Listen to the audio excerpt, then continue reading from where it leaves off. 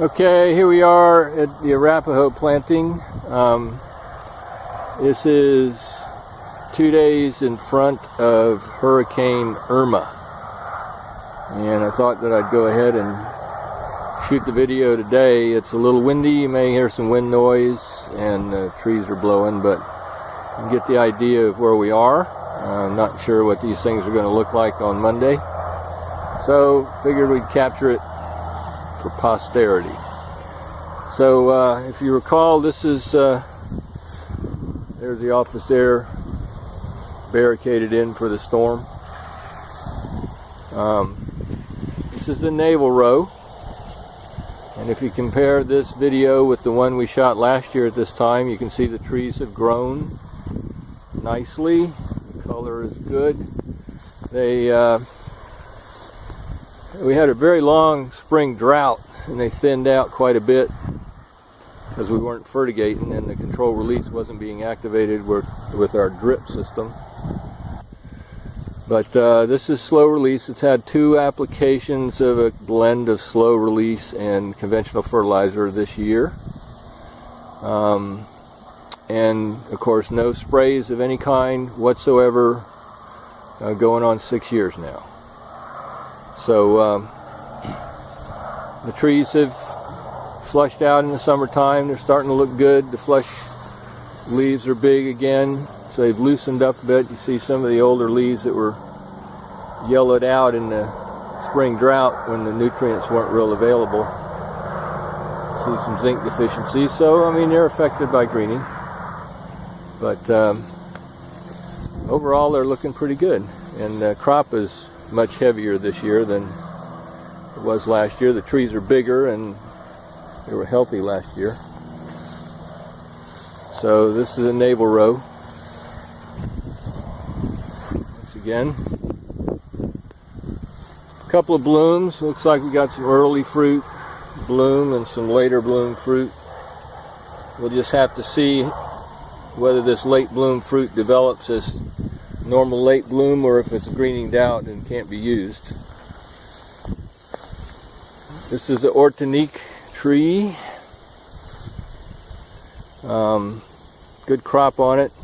Orteniques are in the medium sensitivity range, but if they're happy, they can do pretty good. This is another Ortenique, and it's loaded. The tree's very healthy.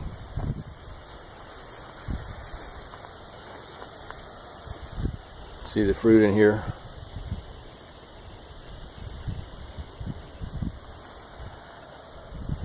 More navels.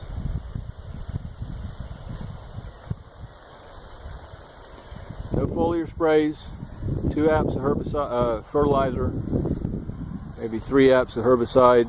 Mow, irrigate with drip. Navel tree. Nice fruit coming on.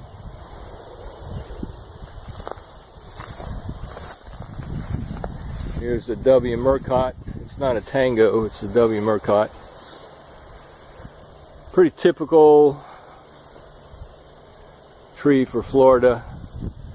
Down south, I'm just not sure how well the W. Murcotts are going to do quality-wise. It's a desert fruit, so it has to have inherently low acid to taste good in a desert environment. They do quite well up there where we are, but unfortunately in Citra, unfortunately it doesn't ripen until after the first of the year, which makes it freeze susceptible. So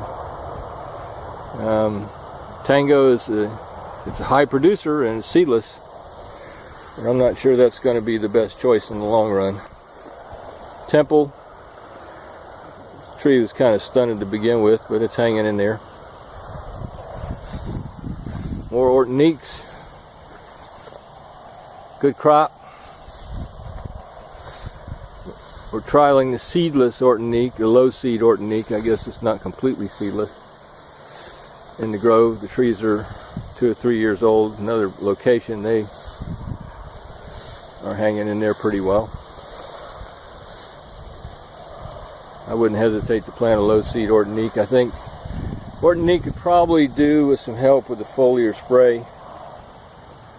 There's some deficiency there.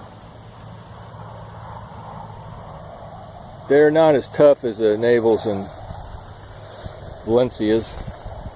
Here's our Persian lime. It's grown quite a bit in the last year. It's had a good crop. You can keep them Indian limes all summer. Here's our friend the Page. Page is doing its thing. Tree's a little thinner from the spring drought stress, but the fruit set is still pretty good.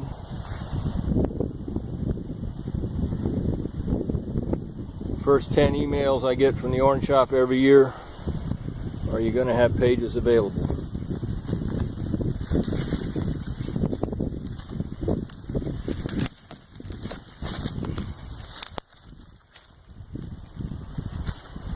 They will produce too. Nothing tastes better than a Page.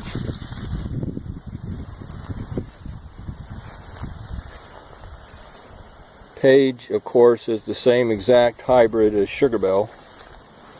So it has all the same resistance as Sugar Bell, and but it tastes better. Okay, this is Mineola, getting no spray, and a really nice crop set this year. Good crop of Mineola.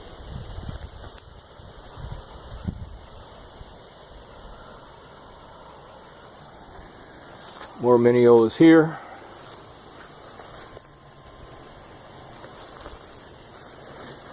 Definitely they're on year, this particular group of trees.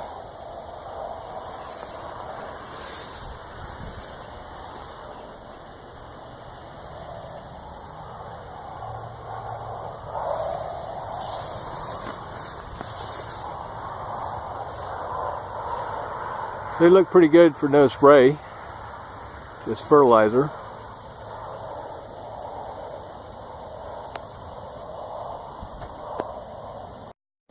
These rows are Valencia.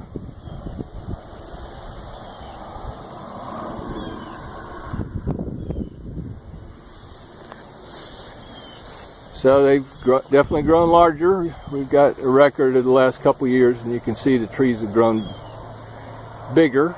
They're coming out of their stunted status when we were trying the Maury Boyd program, and now that we're on the slow release, they're recovering very nicely. Got a really good crop of fruit. And this is what we're after. We're after dwarfing the trees with the fruit crop. We want to set heavy crops to get the branches to bend like this one. And then that'll sprout fruiting wood coming off of it, which will make heavier crops in the future and keep them from trying to go so vegetative. One of the problems people are having with all of these super giant push methods is the trees go too vegetative, and they don't produce as much fruit, but more importantly, the fruit quality suffers. If you can get them to a more moderate growth rate, your fruit quality, bricks and everything is going to be a lot higher than you would be otherwise. So you can see these new fleshes coming out of this branch here that's bent over like this. That's next year's fruiting wood, and that's what we want to see. We do not want to see this stuff coming out the top, because that will kick it to vegetative apical dominance. So we want the growth rate to be more moderate, and have its resources devoted to fruit production, not growing leaves. These are wild turkey navels. It's an old line navel, and they're performing about the same as all the navels.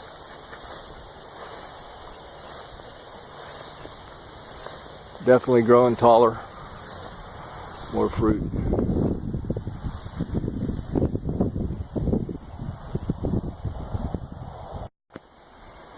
Another part of our navel connection, these are Thompson navels. Doing okay. Some of them got it kind of whacked in their young age, but the ones that have survived are turning back around. This is the Lisbon lemon, Limonera 8A. It's still growing pretty well. Decent crop of fruit, got broad mite on it. Cashews have loaded up, not quite as heavy as last year, but still a decent crop. We're going to experiment with more ways of marketing cashews. See if we can't figure out a way for people to see them as the convenience fruit that it is. Shiranui, Decupan, also called Sumo in California. Most of the Shiranuis died. The few that survived, which are on Kuharski rootstock, interestingly, are clawing their way back. This one's got a fair amount of fruit on it.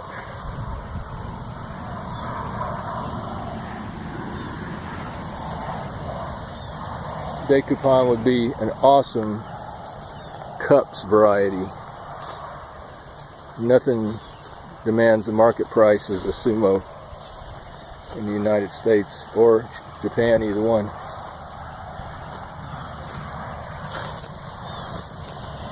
Dancy tangerine, still doing well. A nice crop of Dancy's coming. Nothing tastes better than a Dancy. This is early Pride. They got hammered pretty bad in Fort Pierce, but we started some fog loads on the program up there, and they're doing quite well. Really look good in Citra. So early Pride's definitely a keeper, one that can be grown with a slow release and a minimal spray. Our two Meyer lemon trees, still hanging in there, still producing really nice fruit.